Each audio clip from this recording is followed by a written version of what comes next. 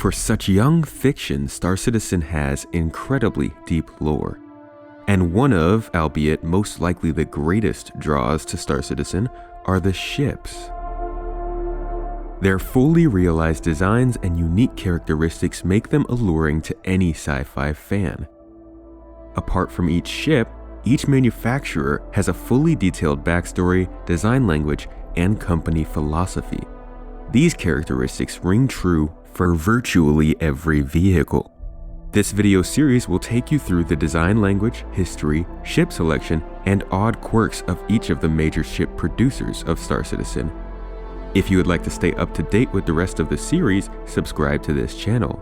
And if you already have, well, I'd like to thank you for sticking with Space Tomato and for coming to this Tomato Talk.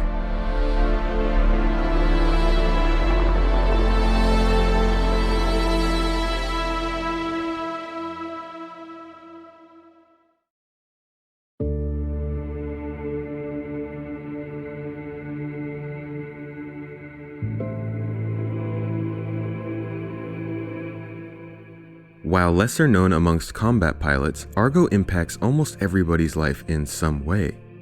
It is a reliable, long-running brand with a distinct market and message, and it has a really interesting story.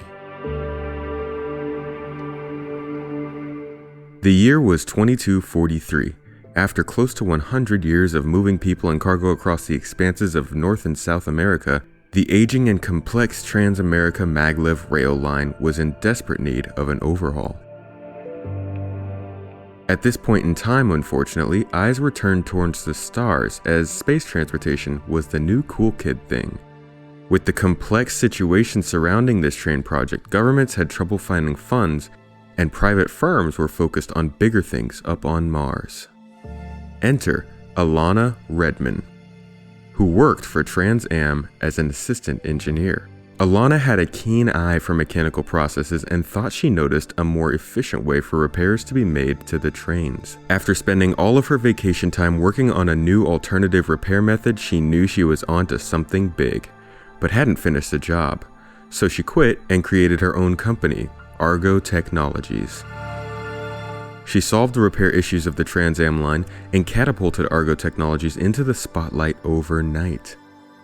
Over the next several decades, Argo Technologies made acquisitions, developed new technologies, changed names to Argo Transportation, and pursued an opportunity on Mars to build a complete transit system from the ground up.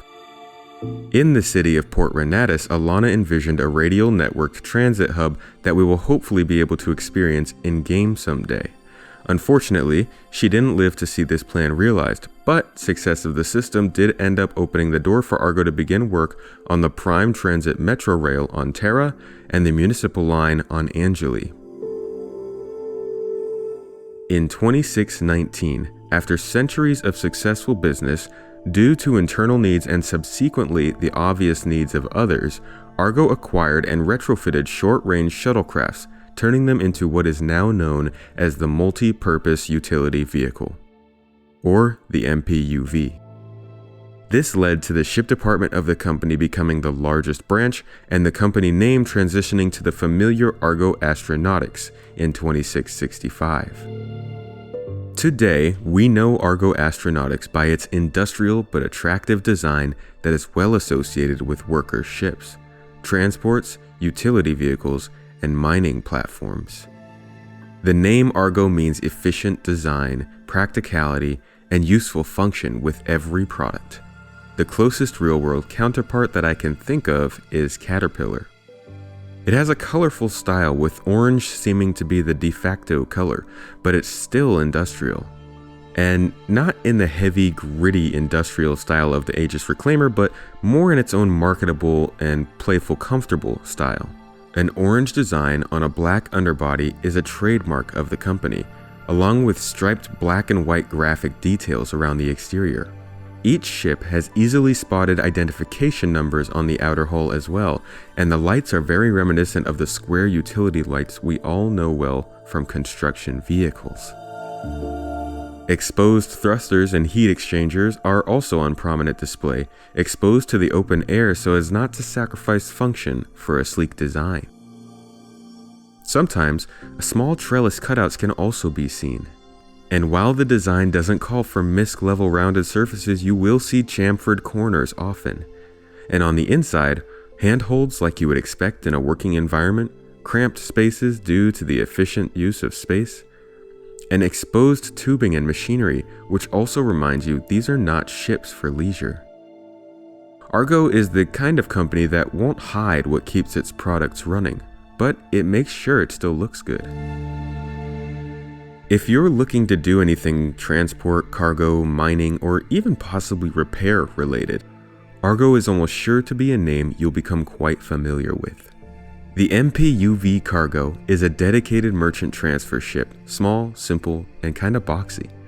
Its brother, the MPUV Personnel, moves groups of people from place to place, and is used by all types of groups including commercial and prisoner transport. It's nice. Not as nice as a Bengal, but nice. Then there's the Multi-Operator Laser Extractor, or the MOLE. Argo loves their acronyms. The MOLE is a medium-sized go-to multi-crew mining vessel that can take you and 3 friends on a widow-fueled gold rush, or laranite rush, if you want to make some more money. It is a great medium-sized ship for a small group of friends to make some money with anywhere there are rocks to be cracked. Finally, the Standard Recovery Vehicle, or SRV, is a tugboat specializing in transporting cargo containers and ships with an integrated tractor beam for salvage, cargo transportation, or even piracy. I think it's worth noting that another part of Argo design language is acronyms, so if you're into that, go for it. While the catalog of ships from Argo still remains small for citizens, I expect to see other utility-based ships from the company ranging from refuel and repair to transport and base construction. Quote me on it. Argo will rise in the coming years, and you'll be better off for it. Argo Astronautics, building your future.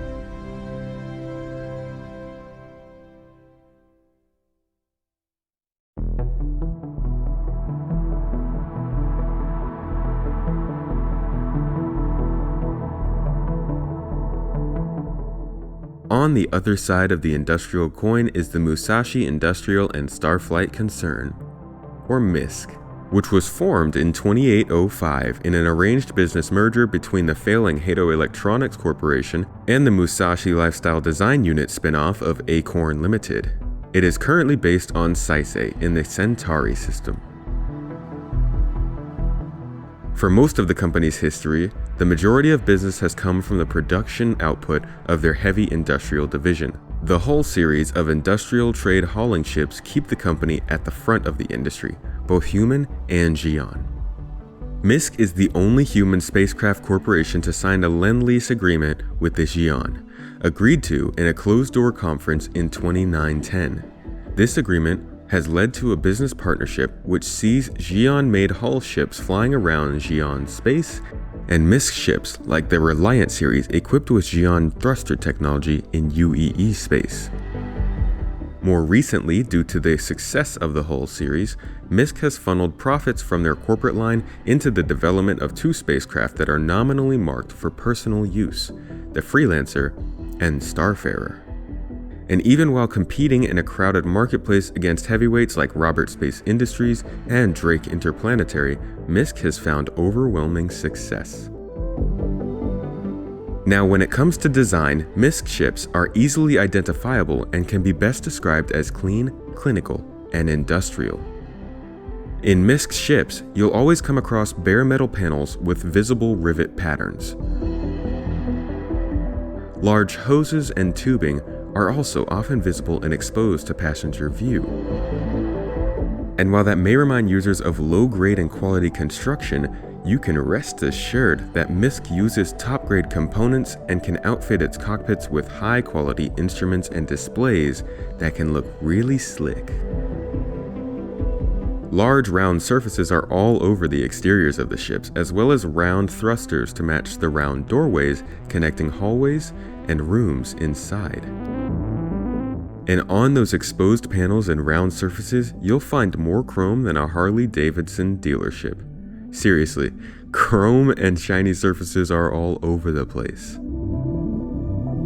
For the exterior, this can actually be kind of cool when you see the way the light from planetary surfaces bounces off the paint.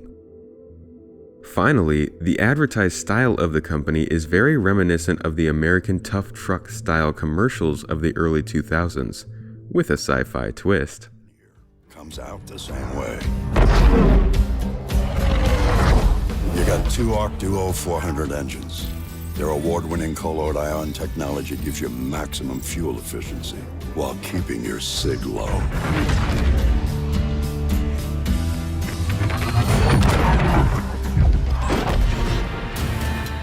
MISC employs a wide range of ships following this style guide that you can choose from. Often called the hardest working ship manufacturer, MISC is best known for its heavy industrial ships. There is, however, one standout that tends to leave people scratching their heads.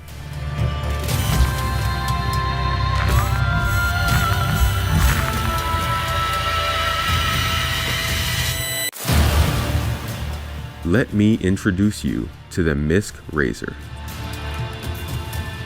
It's one of the smallest and, in my opinion, best looking ships you can find, but it doesn't look anything like a MISC ship. It was actually a side project sanctioned by then CEO Corey Desmond, with the sole purpose of winning the famous Murray Cup racing championship. The original version, the Daedalus, lost in 2898, and the project was scrapped. 50 years later, it was resurrected with the help of Xi'an thruster tech, and in 2947, the Razor took home the cup.